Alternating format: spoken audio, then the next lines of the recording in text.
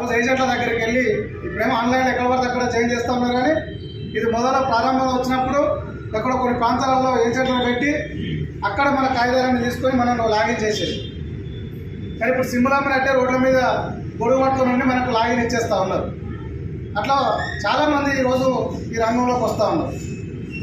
ప్రధానంగా 2 వీలర్ వాళ్ళు, ఆటో అయితే, క్యాబ్ అయితే, లారీ లేకుంటే అయితే ఓపెన్ లాంటి ఉండే వాళ్ళు అయితే డైరెక్ట్ వాళ్ళు రోజు చేసే పని అదే కదా.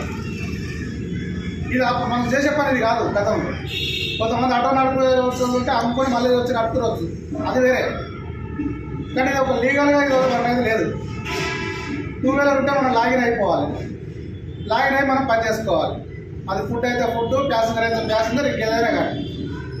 దీనికి ఒక టైం సెన్స్ లేదు, 24 గంటలు చేసుకోవాలి. వాతావరణం లేదు, అది చలికాలమైనా, ఎండాకాలమైనా, వానాకాలమైనా వాతావరణం ఎట్లున్నా కూడా కంపెనీకి సంబంధం లేదు.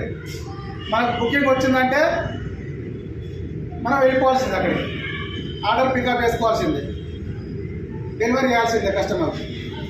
అలా ట్రాఫిక్ ఉందా వాళ్ళకి సంబంధం లేదు, వర్షం పడుతుందా సంబంధం లేదు, ఎండ కొడుతుందా సంబంధం లేదు. ఎట్లాంటి పరిస్థితులైనా కూడా ఈరోజు రైడరే ఇబ్బంది పడాలి, కస్టమర్కు ఆర్డర్ చేర్చాలి. అందులో ఆలస్యం కావద్దు, కస్టమర్ కోపం రావద్దు, కంపెనీ కూడా ఇబ్బంది పడవద్దు. ఇక్కడ కష్టమైనా, నష్టమైనా, ఇబ్బంది అయినా, దుఃఖమైనా ఏదైనా రైడర్కే. పైగా ఆర్డర్ డెలివరీ చేస్తే రేటింగ్ ఇచ్చేది కస్టమర్ దగ్గర పెట్టింది.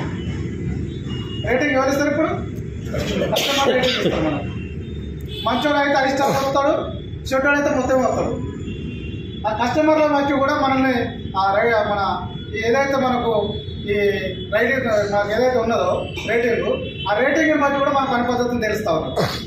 ఎక్కువ స్టార్లు ఎక్కువ సందర్భం వస్తే ఆయన మంచి అయినని, స్టార్లు ఎక్కువ రాకపోతే పని చక్కగా ఎత్తరాడని, అంటే కస్టమర్ల రిసీవ్నెస్ బాగుంటలేదని చెప్పేసి, సమయానికి ఫుడ్ డెలివరీ చేస్తలేదని చెప్పేసి, సమయానికి ప్యాసింజర్లు తీసుకుపోతారని చెప్పేసి, లేకుంటే ప్యాసింజర్లు ఎక్కువ డబ్బులు అడుగుతున్నారని చెప్పేసి, ఇట్లా రకరకాల పేర్లతోటి మనకేం చేస్తారు.